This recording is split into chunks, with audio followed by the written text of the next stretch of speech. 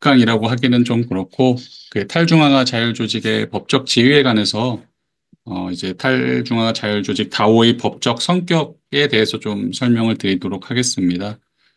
우선 제가 전공하고 있는 분야가 이제 상사법, 특히 그 중에서도 이제 회사법 분야에 초점을 맞춰서 공부를 하고 있기 때문에 그 다오라는 조직에 대해서 과연 우리 이 회사법적인 시각에서 어떻게 바라볼 것인가에 대한 설명을 간단하게 드리는 거고요. 좀 딱딱하고 좀 어려운 내용이라고 볼 수 있는 법적 성격에 대한 이야기이기 때문에 이 부분을 어떻게 설명드려야 되는지에 대해서 조금 고민을 좀 했습니다. 그리고 아무래도 이게 법적 성격과 법적 지위와 관련되는 부분에 있어서 저야 이제 이 부분을 좀 법적으로 공부를 하고 있다 보니까 어, 좀 전체적인 내용에 대해서 기존에 있던 연구물을 중심으로 해서 강의안을 만들었는데요.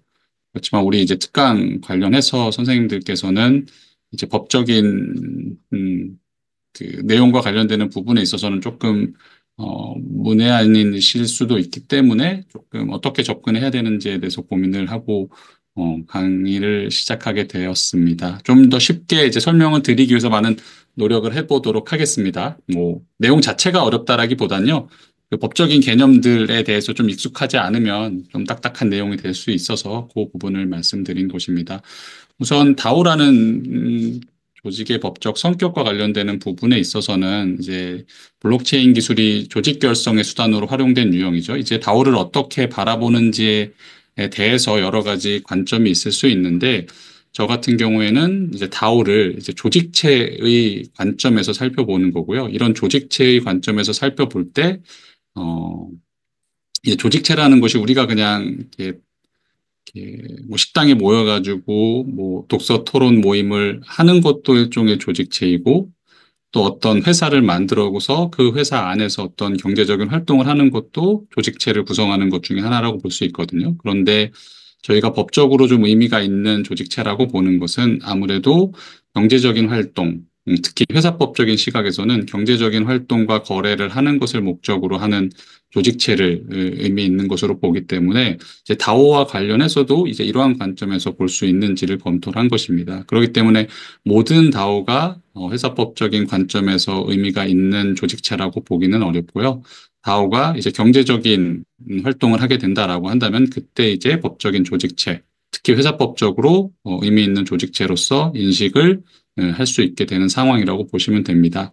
그럼 이제 이러한 그 다오가 과연 우리 회사법적으로 아니면 법적으로 어떤 조직체로서의 성격을 가지는지를 탐구하는 것이라고 보시면 됩니다. 근데 이제 문제는 보통 이제 우리가 회사 같은 것이다라고 한다면 법에 규정이 되어 있어서 그에 따라서 법적인 설립 절차를 밟으면 이제 비로소 우리나라에서 회사로서 활동을 할 수 있게 되는 거거든요. 근데 이제 회사로서 활동한다라는 것은 법인격이라는 것을 가져야 됩니다. 우리 사람은 기본적으로 태어나면서부터 법적인 주체로서의 지위를 가지고 다만 그것을 경제적으로 거래를 할 수 있느냐, 개별적인 당사자로서 활동할 수 있느냐는 이제 나이가 들어가면서 법적인 지위가 조금 더 확장되는 측면이라고 볼 수 있을 텐데요. 회사 같은 경우에는 뭐 태어난다라는 개념은 없잖아요. 그래서 법인을 설립을 해야 되는 건데 법에서 정해진 절차에 따라서 법인 설립을 하고 이제 등기를 했을 때 비로소 우리 사회가 그 회사를 법적인 인격을 가진 당사자로서 인식을 하게 되거든요. 이제 그때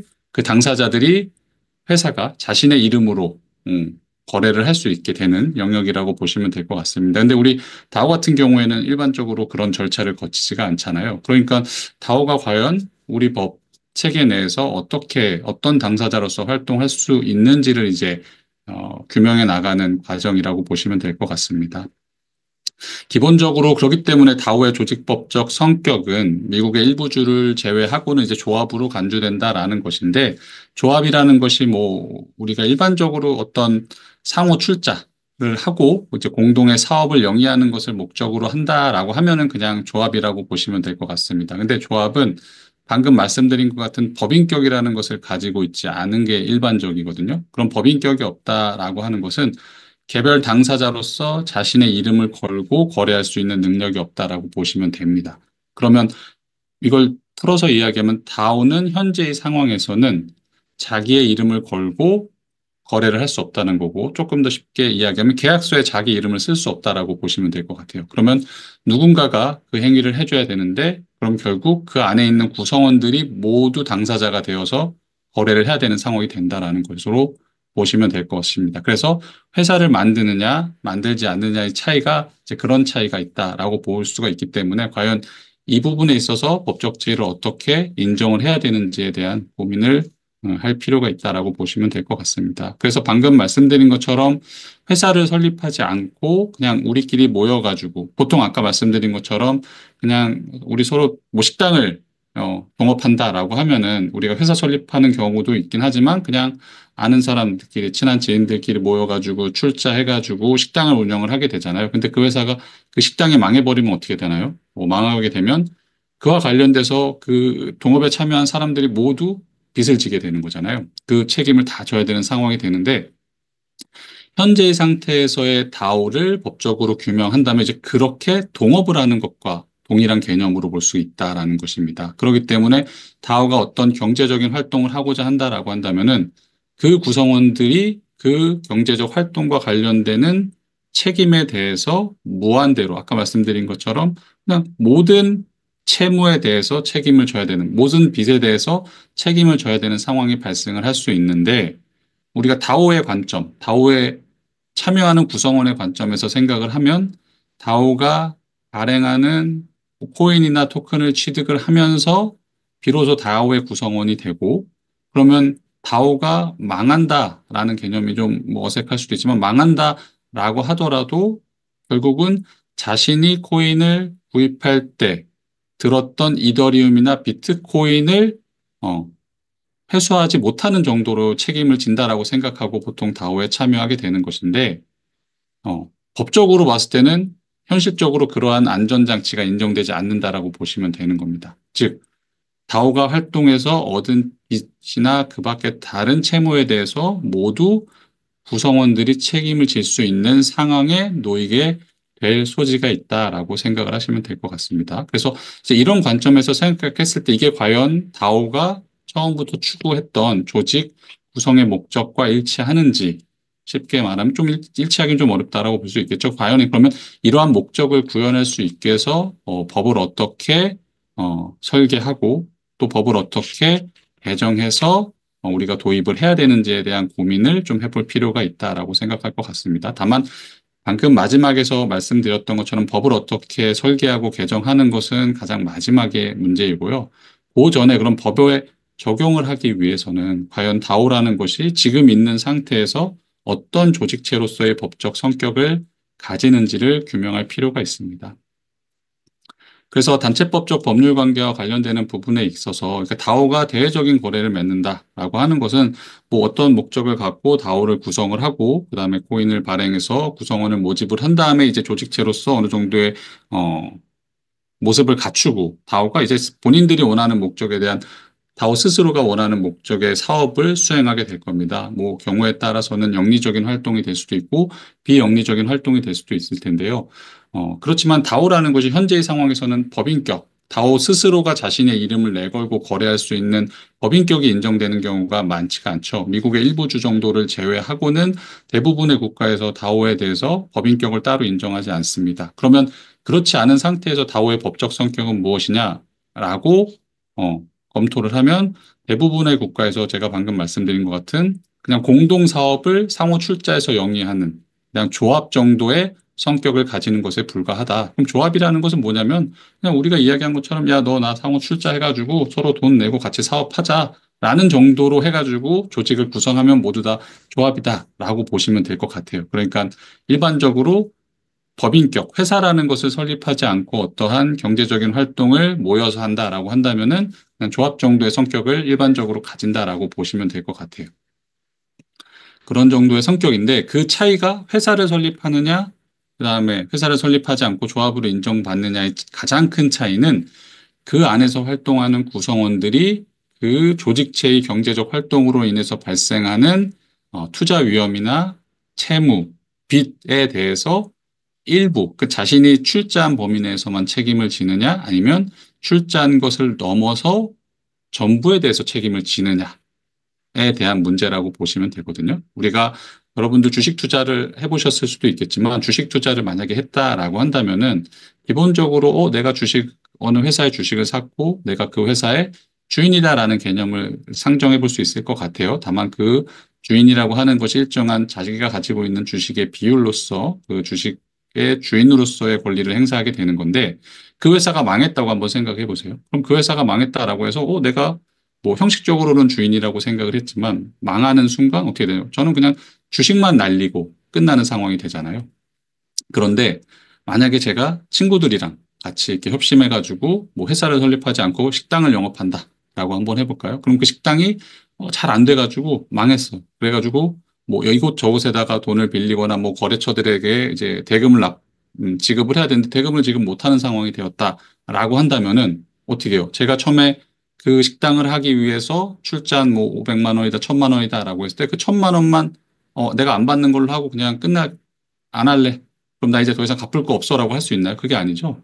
그때 참여했던 당사자들이 대부분 그 다른 채무자, 다른 채권자들에 대해서, 그러니까 뭐 식자재를 납품한 사람일 수도 있고, 그 밖에 다른 뭐 시설이나 설비를 납품한 사람들에 대해서 전부 자기들이 책임을 부담해야 되는 거거든요. 그러니까 그런 차이가 있다라고 보시면 될 것 같아요. 그래서 회사를 설립하느냐, 설립하지 않느냐에 따라서 이제 그런 차이가 발생할 수 있기 때문에 이제 다오를 어떻게 바라보느냐가 중요한데 현재로서는 다오를 회사로 설립할 수 있는 법적 방법은 없다라는 것이죠. 지금 그 자체로. 그렇기 때문에 지금 다오가 현재 상황에서 활동을 한다라고 한다면은 그 구성원들이 무한 책임을 부담할 수 있는 가능성이 있다라는 것이 법적으로 이렇게 확인을 할 수 있을 것 같습니다. 다만 다오라는 것이 이제 전 세계에서 익명성을 가지고 다오가 발행한 그 코인을 가상자산을 취득을 하면서 구성원으로 들어가는 거기 때문에 만약에 다오가 망했으니까 그가 부담하고 있던 채무들을 그 구성원들에게 부담시켜야 된다라고 했을 때 현실적으로 부담시킬 수 있는지는 또 다른 문제입니다. 왜냐하면은 그 사람이 누구인지를 확인할 수가 없잖아요. 지금 상황에서는. 그렇기 때문에 그것과는 또 아까 말씀드린 것처럼 법적으로 무한 책임을 진다는 개념과 현실적으로 다오가 무한 책임을 질 수 있는지 다오의 구성원이 그거는 좀 다른 개념이라고 보시면 돼요. 그럼 이게 그러면은 문제가 없겠네. 무한 책임을 부담하게 하더라도 근데 문제는 결국은 그 어느 하나의 국가 그 밖에 다른 법적인 사회에서 경제적인 활동을 함에 있어서는 단순히 경제적인 활동을 하는 것과 더불어서 자신이 권리를 가지고 그로부터 발생한 경제적 활동으로 발생한 의무와 책임을 부담하는 것이 굉장히 중요하고 그게 법적인 개념으로 들어가는 거거든요. 근데 법적으로 그 구성원들에게 그 조직체가 활동한 것에 대한 책임을 물을 수 없다라는 것이 인정된다라고 한다면은 그 국가나 그 관할권에서는 그러한 조직체를 인정하려고 하지 않을 거예요. 왜냐하면 좋은 것만 없고 자신이 부담해야 되는 채무나 의무로부터는 자유롭게 되잖아요. 그러면은 그 외에 있는 채권자들 누구도 다오와 거래하려고 하지 않을 겁니다. 왜?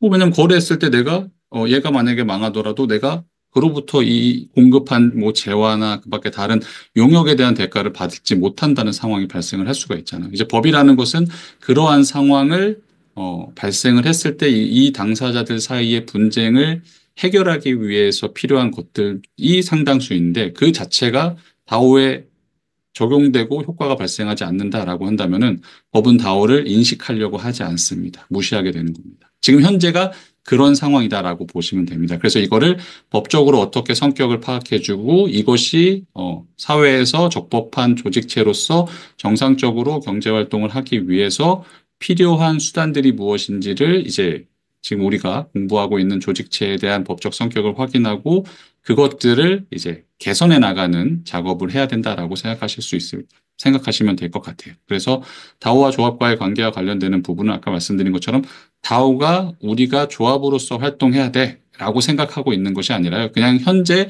다오가 뭐 공동의 목적을 가지고 서로 모여가지고 출자를 해서 어떤 활동을 한다라고 한다면 그냥 자연스럽게 조합의 성격을 가질 수밖에 없다라고 보시면 됩니다. 여기서 이제 법인 설립 절차를 밟아서 법인 등기가 가능하고 회사를 설립할 수 있다라고 한다면 이제 다오가 자신의 선택에 따라서 회사로서 활동을 할 수 있는데 현재로서는 그러한 법적 장치가 국내 법적으로는 마련되어 있지 않다라고 보시면 될 것 같습니다. 그래서 계속해서 이제 살펴보면은 이제 다오라는 것 자체가 또 이제 조합으로서의 성격을 가진다라고 말씀드리기는 했죠. 근데 이게 그 현재의 상태를 놓고 봤을 때 이제 조합으로밖에 볼 수 없다라고 보는 것이 맞을 것입니다. 야, 이거는 조합의 성격에 딱 부합해. 그게 아니라 어쨌든 다오라는 조직체가 존재를 하고 이거를 법적으로 확인하기 위해서는 이 법적 성격이 무엇인지를 판단을 해야 되는데 뭐 일반 회사는 아니고 그러면 남아있는 게 사실상 조합이나 뭐 법인격 없는 사단과 같은 조직체로서의 성격을 가질 수밖에 없다라고 그냥 남아있는 것에 대한 적용을 하는 거거든요. 조합이 가장 많은 범위 내에서의 조직체들을 정할 수가 있으니까. 근데 이제 그 안에서의 그러면 이제 관계를 살펴보는 겁니다.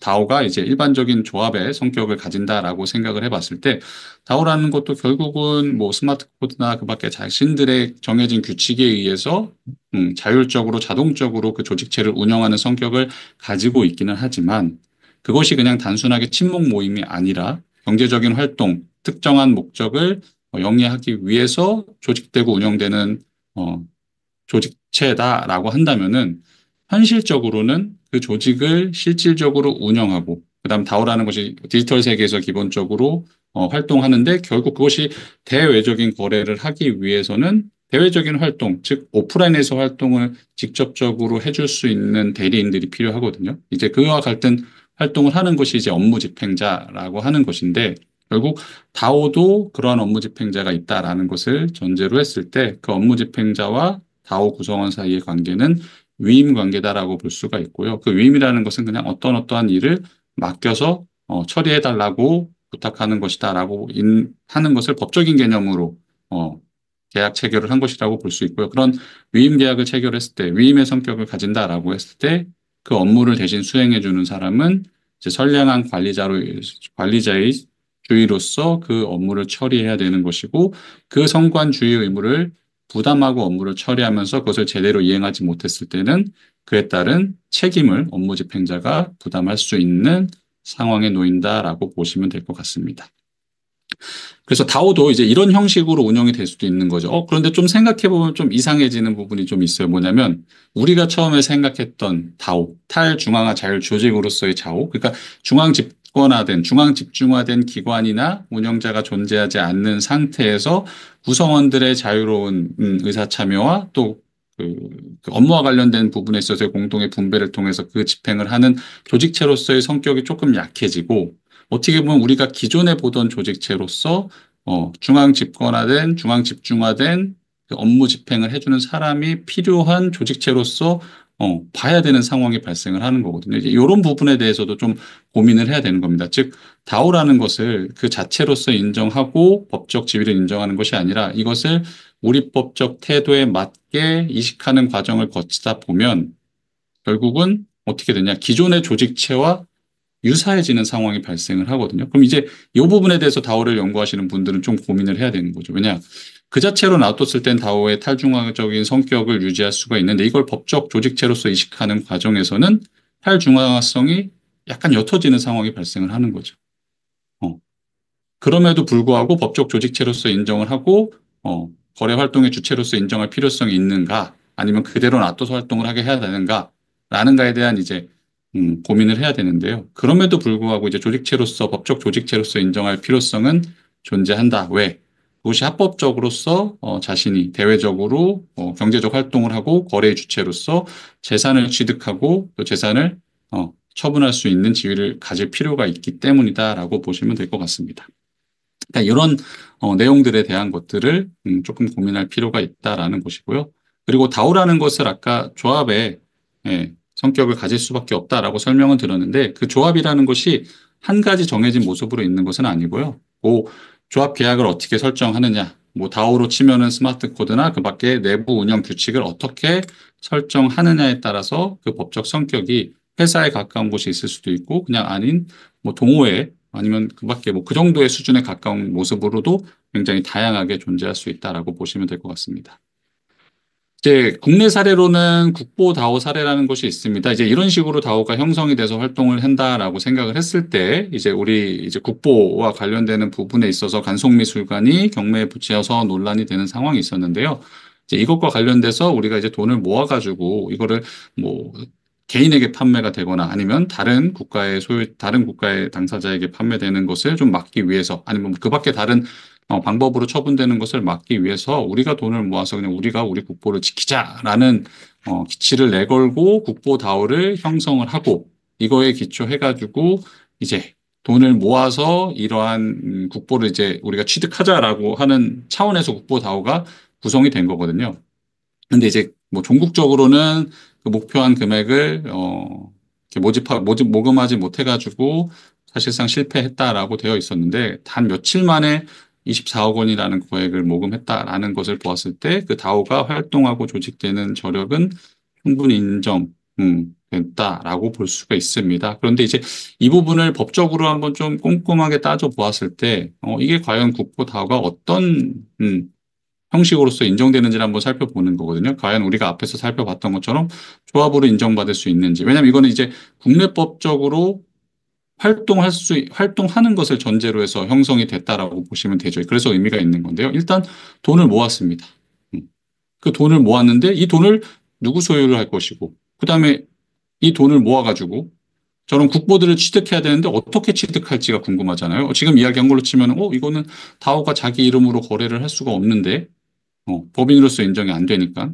이제 그 부분에 대해서 한번 생각해 보면, 이제 다오 자체가, 이 국보 다오 자체가 이제 실패한 케이스에 해당하지만, 처음에 그 국보 다오를 만들고 그 돈을 모금을 하는 과정에서 이제 다오의 운영 계약이나 기본적인 규칙들, 규정들을 이제 공개를 했거든요. 이제 그 규정들을 보고 이제 다오의 법적 지위를 다오 스스로, 그것을 조직한 사람들 스스로 어떻게 생각하고, 조직을 했는지를 이제 살펴볼 수가 있습니다. 요 다오의 처음에 다오를 구성하려고 했던 사람들의 생각은 다오를 이제 조합계약으로 우리가 지금 방금 본 것처럼 왜냐하면 회사로서 인정을 할 수 있는 수단이 존재하지 않았기 때문에 일단 조합으로 보고 국내법적으로 적법하게 활동할 수 있는 근거를 마련하려고 했던 것으로 보입니다.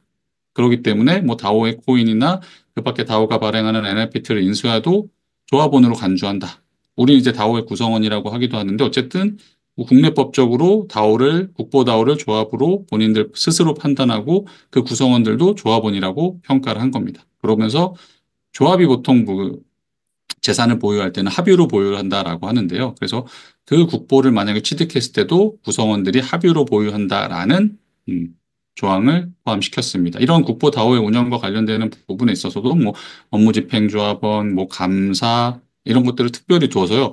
사실상 국내법적으로 조합과 다를 바 없는 조직을 만들어 놨다라는 거죠. 그럼 이게 우리가 생각하는 다오의 모습인가를 생각했을 때 좀 비판적으로 볼 수 있다라는 것이죠. 이건 사실상 다오라는 껍데기만 만들어 놓은 거지 실질적으로는 그냥 조합을 만들어 놓은 거에 불과하다. 그냥 동업하는 사람들을 모아 놓은 것에 불과하다라고 비판을 받을 수 있는 것이죠. 이게 이제 다오를 구성하고 이제 조직적으로 활동하고 하는 데 있어서 굉장히 현실적인 비판에 부딪히는 측면이기도 합니다. 어쨌든 국내법적으로 다오라는 이름을 내걸고 어떤 목적 사업을 추진을 했는데 실질적으로 따져보면은 특별하게 혁신적이거나 새로운 내용은 없었다라고 볼 수 있습니다. 다만 요 고충도 이해할 수가 있죠. 왜 국내에서 합법적으로 돈을 모금을 하고 이것을 소유하고 그다음에 그것에 따라서 거래를 하기 위해서는 국내법적으로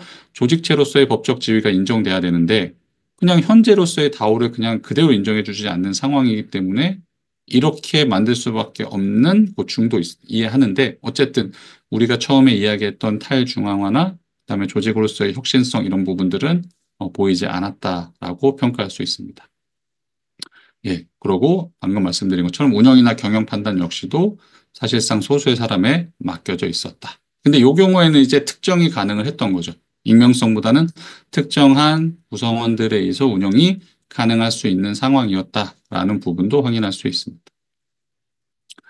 그러면 이제 다오가 이제 자연스럽게 현재 조직된 상태에서는 민법상의 조합으로 인정될 가능성이 크다라고 이제 말씀을 드렸죠. 그럼 이제 다오가 그 아까 말씀드린 것처럼 조합을 스스로 선택한 건 아니거든요. 그냥 남아 있는 게 조합밖에 없으니까 조합으로 인정을 하는 정도의 결과라고 보시면 될 텐데, 그럼 다오 입장에서는 내가 만약에 가능하다라고 한다면은 현재의 조직법적 체계에서 내가 선택할 수 있는 법적 형태를 음, 이제 생각해 볼 수 있는 거거든요. 그럼 실제로 다오가 처음부터 목적했던 음, 모습으로 운영할 수 있는 법적 조직의 형태는 무엇인가를 이제 생각을 해봐야 되는 거거든요. 처음에는 다오가 지금 현 상태에선 조합으로 인정될 수밖에 없어. 왜? 다른 법적 조직체로서의 형태를 선택할 수가 없으니까. 근데 좋아. 지금 상태는 그런데 만약 너희가 선택할 수 있다라고 한다면 어떤 걸 선택할까? 그게 어떻게 하면 너의 사업 목적이나 너의 조직 구성의 목적을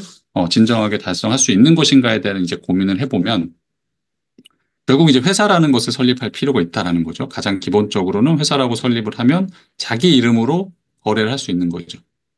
자기 이름으로 재산을 보유하고 자기 이름으로 재산을 처분할 수 있다라는 거죠. 근데 우리가 아까 식당 동업한 걸 한번 생각해 보면 그때 회사를 안 만들었다라고 한다면은 그 식당 이름으로 재산을 소유하거나 팔 수 있는 게 아니거든요. 뭐 그렇게 보인다고 하더라도 실질적으로 계약서를 검토해 보면은 그 동업자들의 이름이 모두 계약 당사자로서 올라가게 되는 겁니다. 회사를 설립하지 않는다라고 한다면 이제 그런 모습을 취할 것이냐 아니면 회사로서의 모습을 취할 것이냐 했을 때는 기본적으로 회사로서의 모습을 취하고자 하는 것이 일반적일 것입니다. 근데 이와 관련돼서 우리 기업은 보통은 상인이 영리를 목적으로 뭐 인적 요소와 물적 요소를 유기적으로 결합해서 조직한 경제적 단체다라고 생각할 수가 있고요. 그 회사는 보통은 이제 다수인이 일정한 사업을 목적으로 설정을 하고 경제적 이익을 추구하는 공동기업의 전형적인 형태다라고 보시면 될 것 같습니다. 그럼 이제 우리 법적으로 인정되고 있는 법적 조직체에 다오를 한번 넣어보겠습니다. 주식회사와 다오를 한번 넣어볼게요. 주식회사는 현재 우리나라에서 거의 한 99% 정도의 비율을 차지하고 있는 회사의 가장 일반적인 모습이다라고 보시면 될 것 같아요. 그렇기 때문에 다오가 굳이 주식회사에 못 들어갈 이유가 있을까라고 생각을 해볼 수 있겠죠. 왜냐하면 모든 사람들이 회사를 설립할 때 주식회사를 설립하니까요. 그런데 주식회사와 다오가 연결될 수 없는 가장 본질적인 차이는 주식회사 같은 경우에는 소유와 경영이 분리되는 것이 일반적인 개념이라고 보시면 될 것 같아요. 우리가 회사에 대해서 주식을 가지고 있어도 우리가 회사의 주식을 가지고 회사의 경영에 직접 참여하지는 않잖아요. 보통 어떻게 합니까?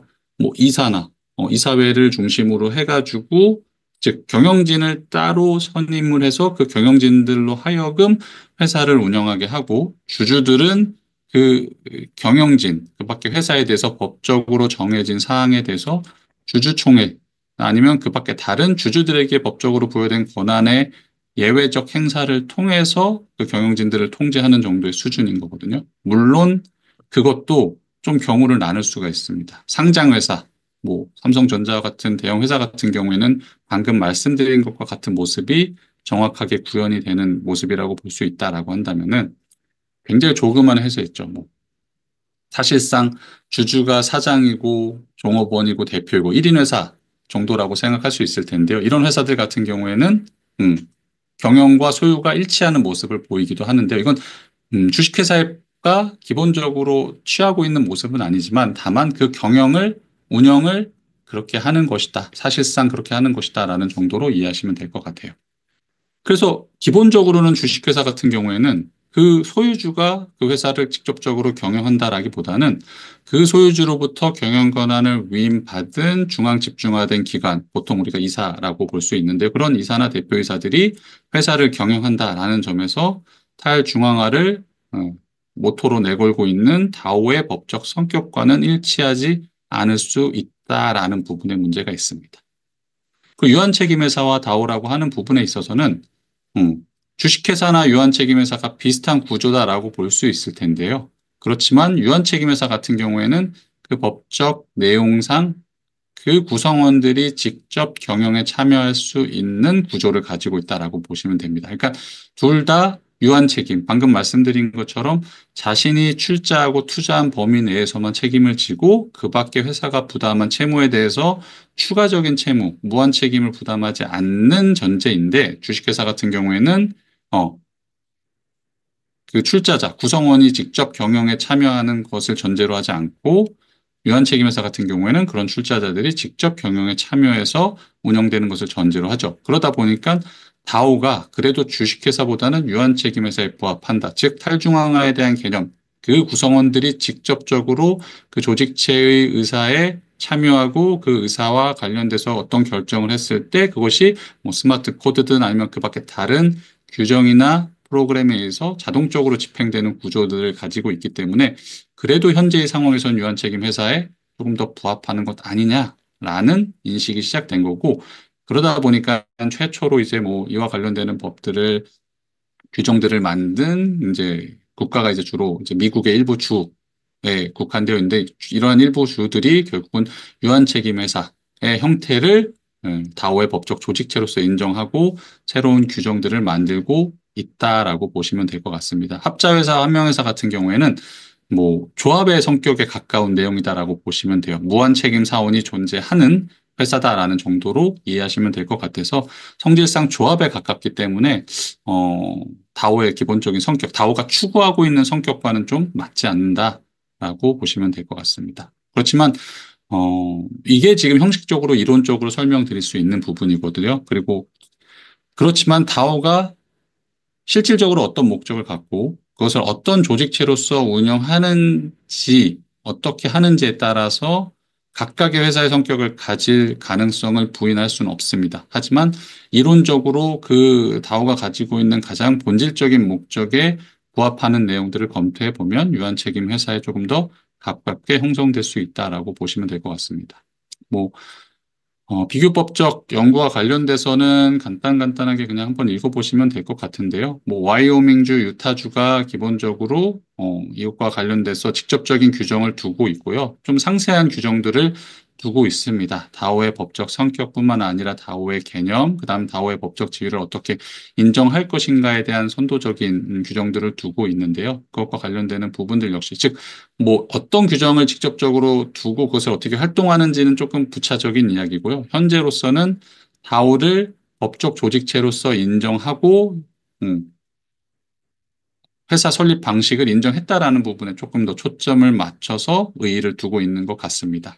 그래서 뭐 와이오밍주에서 만약에 다오를 유한 책임 회사 보통 이제 LLC라고 하거든요. 그래서 뭐 리미티드 라이어빌리티 컴퍼니라고 해가지고 유한 책임 회사라는 것을 미국에서는 LLC라고 이제 약칭을 해서 부르고 있는데 이 경우에 이제 만약에 회사로서 인정하면 어떻게 되느냐 뭐 여러 가지 이제 거래를 직접 참여할 수 있는 이유가 있긴 하지만 소송 당사자 능력이 인정된다라고 하면 다오 자체에 대해서 소송을 제기하고 다오가 소송을 받아서 소송 당사자가 될 수 있는 능력이 인정된다라는 거죠. 근데 그렇지 않다라고 한다면 다오를 상대로 해서 소송을 제기하는 것은 불가능하고 그 구성원들 개개인에 대해서 소송을 제기해야 되는 거죠. 이런 효과가 있을 수가 있고 그 사원들, 구성원들은 다오에 출자한 가상자산 외에 개인 재산으로 책임을 부담하지 않는다라는 효과가 발생하는데 이건 어떻게 보면 다오를 법적으로 인정하려고 하는 다오를 회사로 인정하려고 하는 가장 중요한 의미 중에 하나다라고 보시면 될 것 같아요. 유한 책임을 인정한다라는 개념입니다.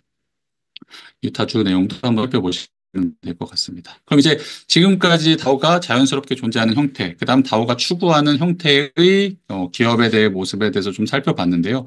이건 이제 좀 이론적인 부분인 거죠. 이걸 현실적으로 적용을 할 수 있는가, 현실적으로 지금 법제화할 수 있는지를 고민한지에 대해서는 굉장히 많은 고민이 있을 수가 있습니다. 방금 말씀드린 것처럼 조합의 모습을 띠고 있는 다오를 회사로 인정하는 과정, 회사로 이식하는 과정에서 다오가 가장 본질적으로 추구하고 있는 탈중앙화 정신이나 그 밖에 다른 어떻게 보면 좀 현재의 조직법적 문제들을 개선할 수 있는 그 장점들이 쇠퇴되는 것 아닌가라는 거거든요. 왜냐하면 우리가 지금 주식회사를 기본적으로 가장 많이 활용을 하고 있지만 지금 우리 경제계에서 발생할 수 있는 많은 문제들 우리나라뿐만 아니라 다른 나라에서 회사 제도와 관련돼서 많은 회의들이 발생을 하거든요. 과연 회사라는 것이 누구를 위해서 운영되고 조직되고 있는 것인가에 대한 문제가 제기가 되고 그것이 결국 그 회사의 지배 구조에 대한 근본적인 문제 제기로 이어지는데 다오라는 것이 이러한 지배구조, 회사의 지배구조와 관련되는 문제점들을 해결할 수 있는 굉장히 좋은 요소들을 가지고 있다라는 것이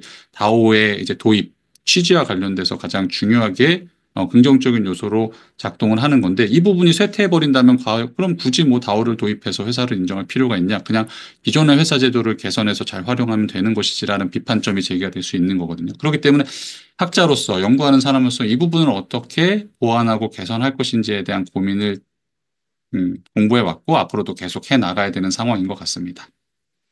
문제의 소재와 관련되는 부분은 앞에서 계속해서 반복적으로 설명한 내용들을 정리한 것이라서요. 한번 읽어보시면 될 것 같습니다. 결국은 다오의 특성을 반영한 새로운 규정을 마련해서 규율하는 것이 필요하다라는 것입니다. 그다음 다오 회사 조합 이제 비교를 해보면요. 뭐 법인격이라는 건 아까 말한 것처럼 자신의 이름을 내걸고 법적 활동을 할 수 있는 것을 전제로 하는 것인데 다오 같은 경우에는 지금 현재로서는 인정되지 않고 이게 등기할 수 있는 수단도 없는 이건 굉장히 행정적인 절차의 측면인데 이제 추구하는 것을 보면 다오는 구성원의 유한 책임을 추구하는데 뭐 한명회사 아까 말한 것처럼 합자회사 무한 책임을 지게 되는 경우도 있고 그러니까 결국 선택할 수 있는 수단이 여기 유한 책임회사, 유한회사, 주식회사 이 정도인데 주식회사 같은 경우는 아까 말씀드린 것처럼 다오의 기본적인 이념과 좀 일치하지 않는 측면이 있기 때문에 결국 남는 것들이 유한회사와 유한책임회사인데 유한책임회사가 그 구성원들이 직접 경영에 참여하는 데 있어 좀 더 적절한 법적 지위와 구조를 가지고 있기 때문에 이렇게 해서 안 되는 것들을 다 제거해 보니까 그래도 유한책임회사가 다오의 법적 지위로서 좀 적절한 것이 아닌가라는 이제 결론에 이를 수 있다라고 보시면 될 것 같습니다.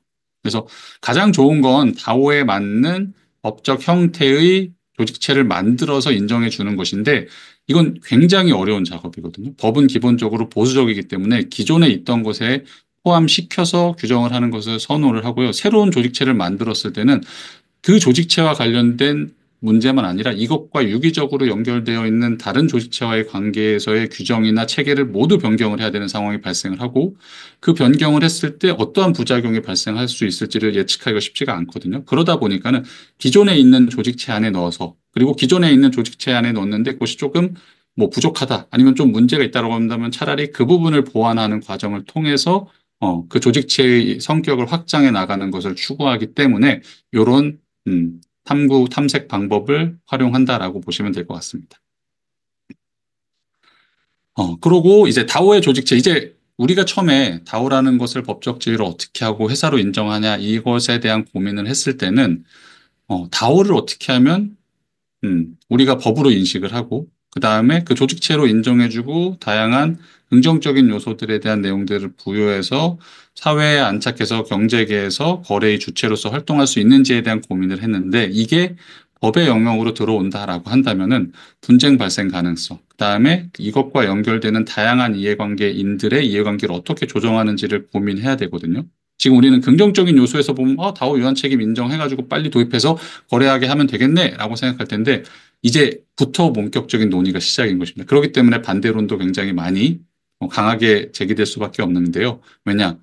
다오가 부담하는 책임과 채무에 대해서 어떻게 처리할 것인가? 반대 개념으로 치면 그와 거래하는 채권자들을 어떻게 보호할 것인가에 대한 논의로 가야 되는 것인데 이 부분이 기술적으로는 조금 어려울 수 있다라는 거죠. 현재의 다오를 유지하면서 그 법적 조직체로서의 성격을 인정할 때. 그러니까 이 부분은 결국은 익명화를 비익명성, 그러니까 익명화를 제한을 해야 되는 상황이 되는 거고, 그 다음에 온라인 세계에서 국경과 상관없이 활동하는 부분에 있어서 그 부분을 제한하고 특정한 관할권이나 국가 안에서 활동할 수 있게 제한을 또 해야 되는 상황이 발생을 하고, 그리고 그 구성원들에 대해서 어느 정도의 신원을 확인하고, 그 다음에 그 구성원들이 어떤 활동을 함에 있어서 그들의 의사를 대표해서 대외적으로 활동할 수 있는 사람들도 필요하게 된다는 거죠. 이 부분은 우리가 처음에 문제 제기했던 결국 다오가 다오의 성격을 잃는 과정 중에 하나가 되는 건데 결국은 채권자 보호 개념이라는 것은 누구한테 책임을 물어야 되는지 그다음에 누구에게 그 책임을 묻고 실질적으로 재산을 집행해야 되는지 채무를 집행해야 되는지 채권을 집행해야 되는지에 대한 지점을 알려줘야 되는 거거든요. 법은. 이제 이런 부분에 대해서 생각하면은 다오의 기본적인 본질적인 개념들이 조금씩 쇠퇴해가는 상황이 발생을 할 수 있다라는 것이죠. 어쨌든 이 부분에 대한 문제는 충분히 제기가 될 수가 있고요. 그럼에도 불구하고 다오를 뭐 조직체로서 인정하는 것 자체에 대한 의미도 있는 거니까 이제 그러면 이걸 전제로 했다 어떤 부분을 개선하고 보완해가지고 현재의 제도에 넣을 수 있느냐라고 했을 때 이제 회사로 인정하기 위해서는 보통 법인격, 유한 책임, 뭐 양도 가능한 지분, 이사회 구조의 중앙 집중식 경영, 지분 투자자의 공동 소유인데 뭐 법인격은 그냥 법적으로 인정하는 제도를 만들면 되는 거고 유한 책임은 기본적으로 인정될 수 있는 것이죠. 그리고 다오의 구성원들 같은 경우에 자기가 가지고 있는 다오의 구성원이 되기 위해서 취득한 가상자산을 처분을 했을 때, 그러니까 이걸 만약에 취득하면 그 다오의 구성원이 되는 거고, 이걸 처분하면 이제 그 구성원으로부터 이탈을 하게 되는 거거든요. 이제 이런 것도 가능하게 해야 되는데 유한 책임회사 같은 경우에는 그 부분이 조금 제한됩니다. 주식회사는 좀 다르게 아까 말한 것처럼 소유자가 직접 경영에 참여할 수 있는 구조이기 때문에 그 경영에 참여하는 소유자가 너무 자주 바뀌거나 일정한 유대관계 없는 사람으로 바뀌는 부분들이 제한이 되거든요. 유한책임회사는. 그래서 유한책임회사는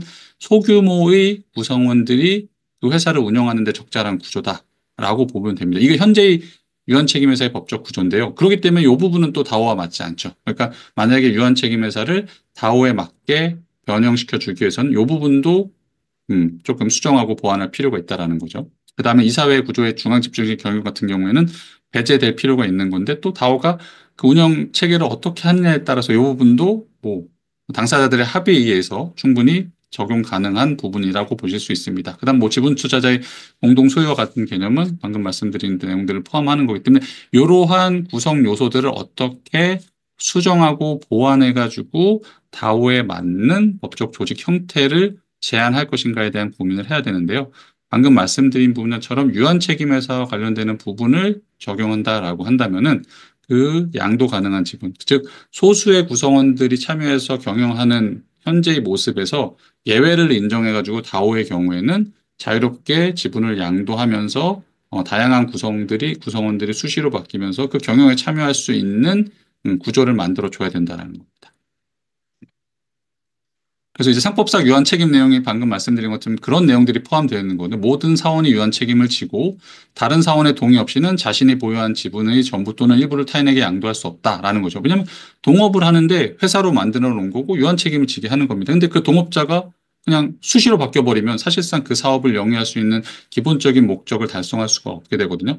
주식회사 같은 경우에는 어떻게 되냐. 그 구성원들이 바뀌더라도 그 경영을 하는 경영진은 따로 선임이 되어 있기 때문에 그 경영진들이 뭐 그 주주 구성원들의 변화와 상관없이 일관되게 이제 경영을 할 수 있는데 유한책임회사 같은 경우에는 구성원들이 직접 경영에 참여하다 보니까 구성원들이 일부가 바뀌게 되면 그 경영의 방향이나 내용에 영향을 미칠 수밖에 없는 거죠.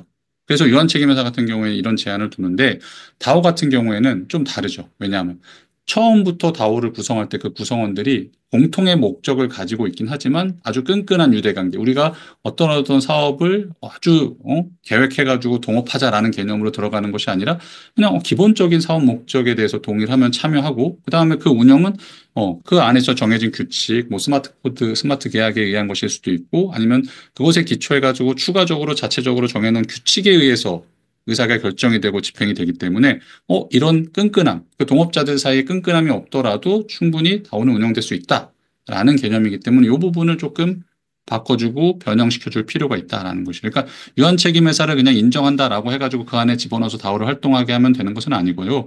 다만 다오의 법적 형태를 유한 책임 회사로 인정하더라도 이런 류의 개정들, 이런 류의 법령의 조항들은 예외를 인정해서 다오에 있어서는 뭐 지분을 자유롭게 양도할 수 있다라는 규정들을 포함시키는 조치가 필요한 거죠.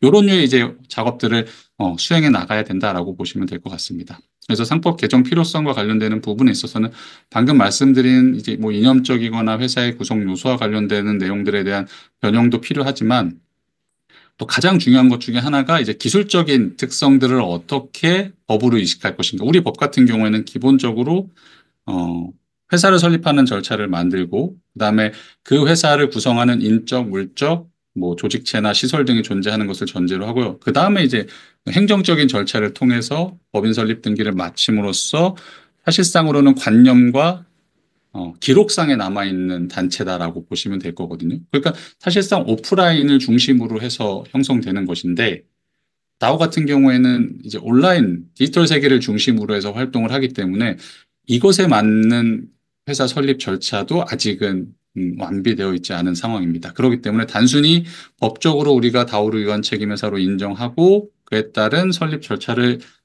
마련하자라는 것과는 별도로 다오 자체에 대해서 이걸 어떻게 보면 기술적으로 그것이 특별한 변동 없이 구현될 수 있는지 법적으로 이제 이 부분에 대해서도 조금 고민을 해야 되는데 요거는 뭐 제 직접적인 연구 영역과는 좀 달라서 다만 이런 부분에 대한 문제가 충분히 제기될 수 있다라고 보시면 될 것 같습니다. 그러니까 지금 이제 다오의 법적 지위와 관련되는 부분을 간단하게 설명드리면 이제 지금까지와 같이 정리를 할 수 있고요. 다만 이것도 거의 문제를 제기하는 형식의 그치는 수준이라고 보시면 될 것 같습니다. 다만 최근에 이제 뭐 제 연구뿐만 아니라 이제 다른 그 법학 교수님들 역시 다오에 대해서 관심을 갖고 이것을 어떻게 적극적으로 법적 조직체로서 인정할 것인지에 대한 많은 연구들이 지금 이루어지고 있는 상황인데요. 이제 그 부분도 계속 이제 살펴보면서 다오를 좀 더 체계적으로 법적으로 어떻게 인식할 수 있는지에 대한 고민을 좀 해야 되는 상황인 것 같습니다. 네. 그다음 상법 개정 필요성 아까 말씀드린 문제점에 대한 내용들이라서 이 부분은 한번 확인해 보시면 될 것 같습니다. 아, 그러고 뭐 이게 실질적인 운영의 모습이 주식회사 이사회처럼 보일 수 있다라고 하는 거는 요건 이제 또 다오를 어떻게 운영하고 활용하는지의 문제다라고 보실 수 있을 텐데요. 다오를 이제 다오의 본질에 맞게 조직을 구성하고 운영을 할 수도 있지만 사실상 당사자들 사이 그 구성원들이 어떻게 합의하는지에 따라서 그 운영 방식이 달라질 수가 있거든요. 근데 어, 모든 구성원들이 직접 의사결정에 참여해서 그 조직체를 운영한다는 게 굉장히 이상적이고 바람직할 수도 있지만 그 구성원이 3명일 때랑 그다음에 10명일 때랑 100명일 때랑 1000명일 때랑 10,000명일 때는 다르거든요. 10,000명이 모두 참여해가지고 그 조직체를 운영한다라고 하면은 사실상 거의 불가능에 가깝거든요. 왜? 10,000명이 직접 참여하는 것도 불가능하고, 어, 왜냐하면 그 중에는 단순히 그냥 가상자산 취득해가지고 시세 차익을 얻으려는 목적으로 들어온 사람들도 있기 때문에 운영에 실질적으로 관심이 없고 참여를 안 할 수도 있거든요. 그럴 경우에는 다오의 취지에 맞지 않게 소수의 구성원들에 의해서 다오가 운영되는 상황이 발생을 할 수 있는데 이제 이런 부분들에 대해서 고민을 해보면 사실상 그렇게 될 경우에는 기존의 회사의 모습과 다르지 않게 운영되는 모습이 발생을 할 수도 있는데 다만 이거는 그냥 사실상의 결과에 불과하고 다오가 본질적으로 자신이 추구하는 이념에 맞게 운영될 수 있는 법적 조직체와 그 목적을 실현할 수 있는 법적 형태는 법률가로서는 만들어줘야 된다라는 생각을 가지고 있습니다. 네, 뭐, 제 발표는 이 정도로 마무리를 할 수 있을 것 같습니다. 뭔가 그 결론에 대한 내용보다는 조금 더 연구를 해야 되고 법적 조직체로서 인정하기 위해서 새로운 부분들을 개발하고 발전시켜 나가야 된다는 내용으로 정리를 했는데요. 지금 뭐 저도 모르는 부분들이 많이 있지만 선생님께서 오늘 토론하는 과정에서 여러 가지 아이디어를 주시면 그 부분도 반영을 해서 추가되는 연구와 또 새롭게 진전되는 연구에 있어서 반영을 하도록 하겠습니다. 끝까지 경청해 주셔서 감사합니다.